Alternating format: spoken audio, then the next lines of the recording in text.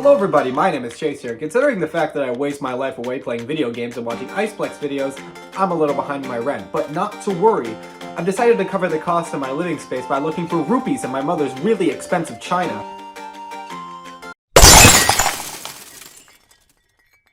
You know, I didn't want to live there anyway. The Legend of Zelda, one of the biggest and most successful video game franchises of all time, but still somehow manages to have shit like this. Oh boy! I'm so hungry, I could eat an Octorok! Link's crossbow training ain't looking so bad right now, doesn't it? But instead of focusing on that, I've decided that in celebration of Zelda's 35th anniversary, we are taking a look back on one of my favorite video game franchises of all time, and see just how far the series has come since its inception, and maybe so I can buy myself some time to think of a better way to make money.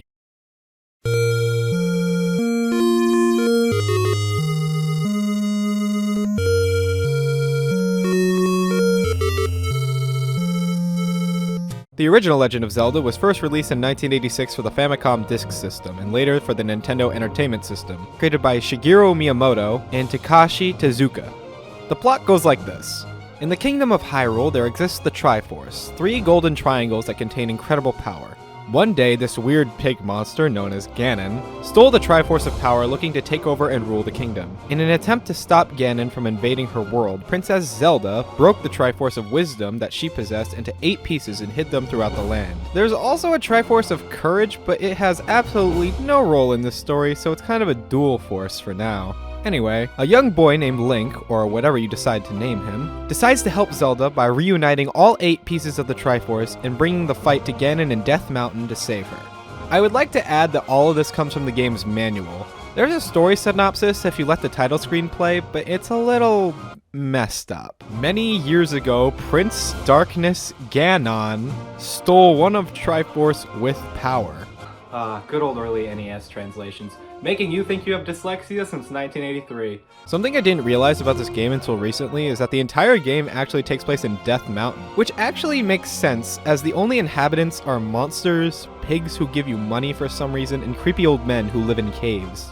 The gameplay loop is very simple. Explore the overworld until you find a dungeon, defeat that dungeon's boss, get the Triforce piece inside, and move on to the next dungeon, while finding treasures and upgrading your arsenal. What separates this game from others like it is that you can pretty much go anywhere you want as soon as you start the game. There's not much stopping you from going into areas way above your level as soon as you want, other than the raft or the step ladder. Oh, okay.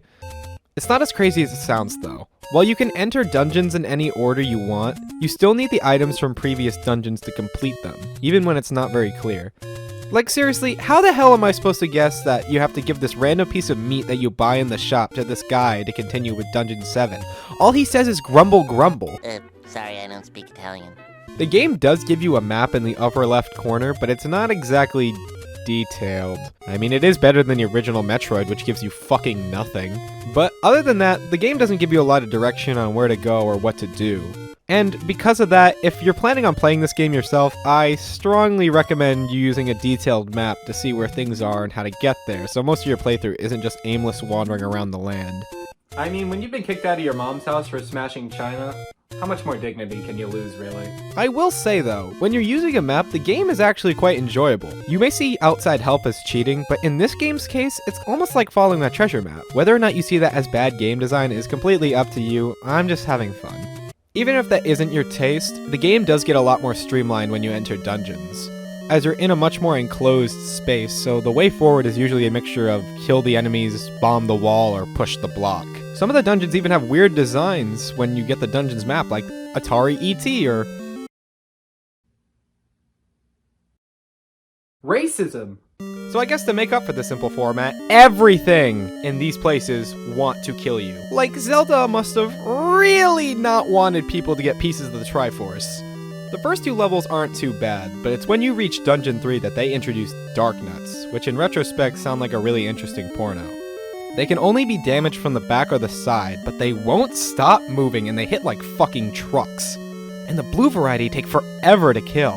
Things get a bit easier when you get the blue ring, which halves the amount of damage you take.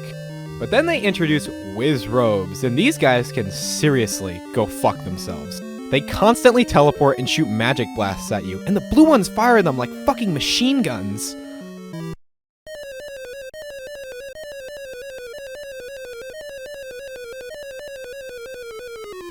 Shut! Ah, Jesus, I'm almost dead. Thank God I got this red potion from that creepy old lady.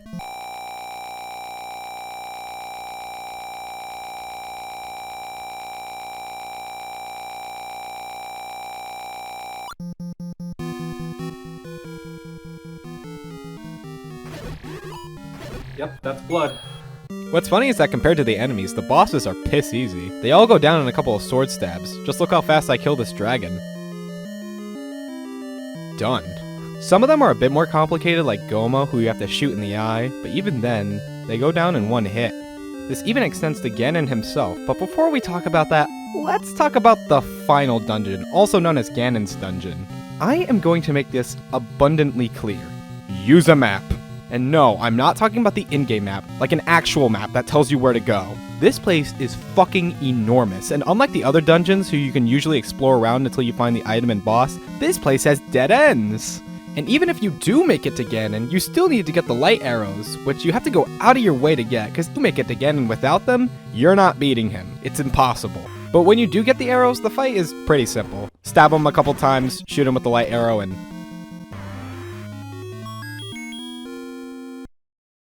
Holy shit!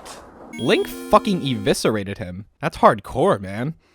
Well, after Link picks up the Triforce of Power from Ganon's mutilated corpse, we can proceed into the next room and save Zelda. And there you go, you just beat The Legend of Zelda, and your reward is a catchy as hell credits theme.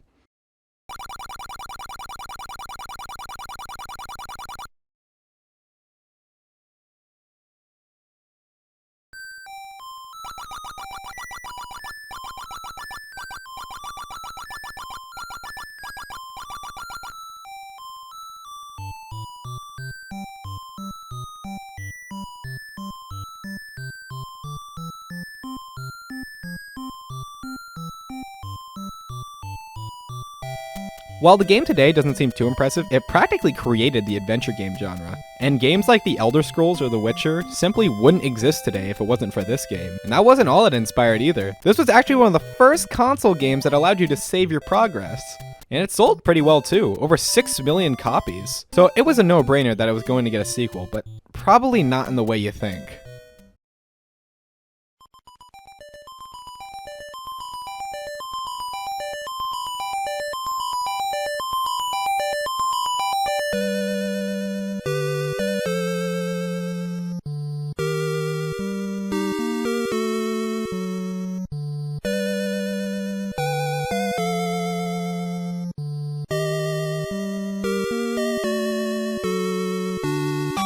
Zelda 2: The Adventure of Link was released in 1988, once again for the Famicom Disk System, and later the NES.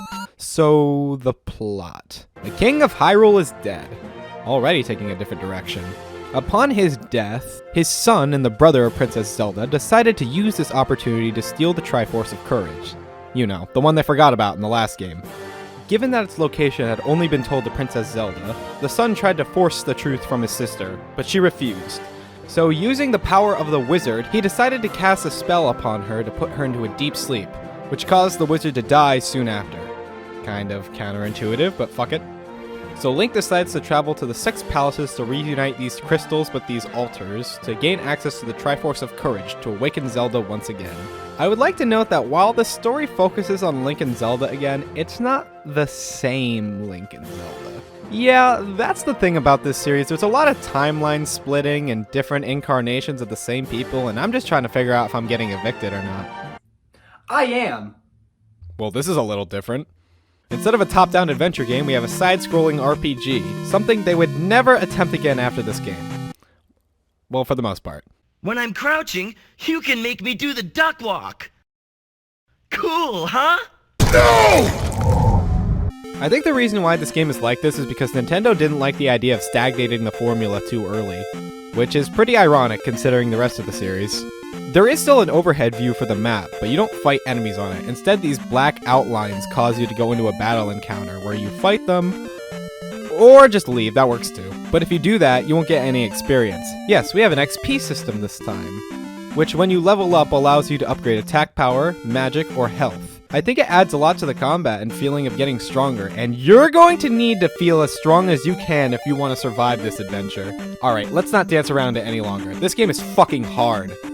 And I'm not talking about figuring out where to go like last time, because while the game is cryptic, it's cryptic in different ways. While the first game didn't tell you what bushes to burn or what walls to bomb, this game would rather have you find this woman's mirror under this table that looks the same as all the other 50 tables you've seen. The townspeople do give you hints, but they aren't very helpful. Sorry, I know nothing. Well, that can mean a lot of things. No, I'm talking about the goddamn enemies. While Ganon was destroyed in the last game, his minions are still roaming the land, and they want to use Link's blood to resurrect him from his ashes. And I'll tell you what, these guys really want some Link blood.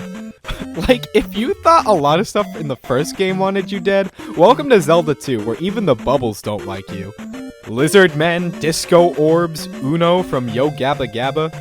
Jesus, I thought Darknuts were annoying. Now meet Iron Knuckles, who hit like bulldozers, and later varieties throw shit at you, and they don't stop moving. It's relentless.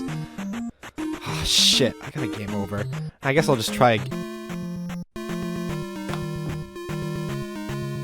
You're telling me that I have to start from Hyrule Temple every single time I get a game over? Why? Yeah, I'm not kidding. When you lose all your lives in this game, yes, Link has lives now. Instead of starting at the beginning of a palace like the first game, you start all the way back at the beginning from Hyrule Temple.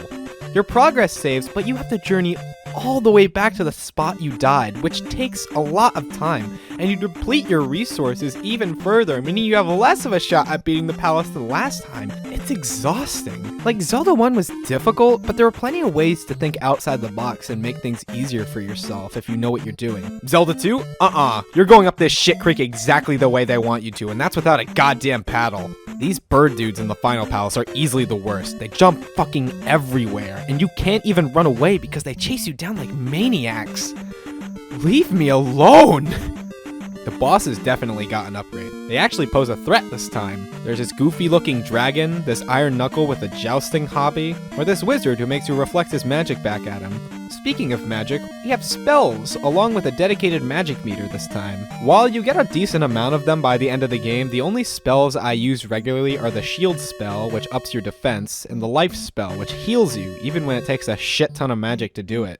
The other ones are pretty situational, like the spell, which only reveals this cave in this village.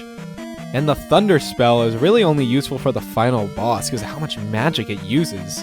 Now, speaking of the final boss, let's talk about the final area of the game, the Great Palace. More specifically, getting to it. Reaching the Great Palace is a nightmare. There's these lizard guys who won't stop throwing rocks at you, and these annoying ghosts that keep knocking me in the lava.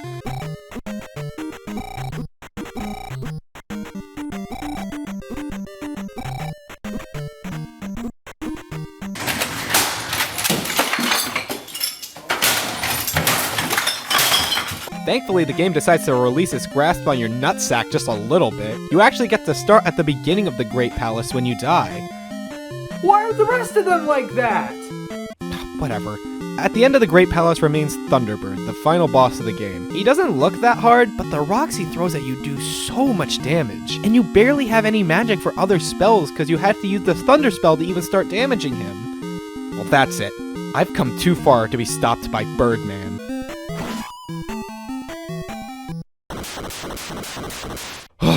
Finally. Okay, I actually lied.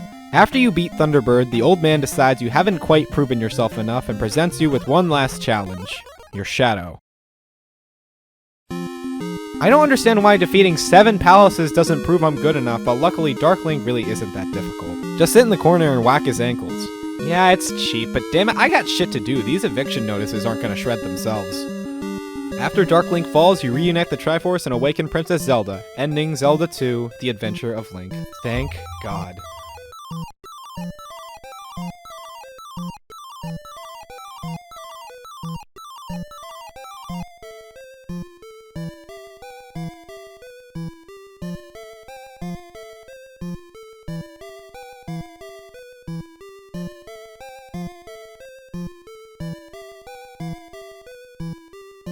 And with that, we have completed the first 2 Zelda games, and I'll tell you what, I need a medical professional. The first Zelda game is very archaic by today's standards, and I would have a pretty hard time recommending it to someone without any knowledge of what they're getting into. But I feel the game can still be a lot of fun. I always look forward to revisiting it, even if it is severely dated and has some frustrating elements. I still love it. As for Zelda 2, I would like to stress I don't hate this game. It's got tight controls, a nice progression system, and fun swordplay. But it's just too frustrating for its own good. There's just too many points where I feel like the game is actively working against you instead of with you. And simple changes like starting from the beginning of palaces instead of Hyrule Temple would have gone a long way in making the game far more enjoyable. But without it, Zelda 2 is unfortunately a game I just don't really look forward to replaying. Even if I'll admit, at its core, it's a good game. Well, that was a lot of rambling, and I don't even have money for this month. I'm now homeless. Could this day get any worse?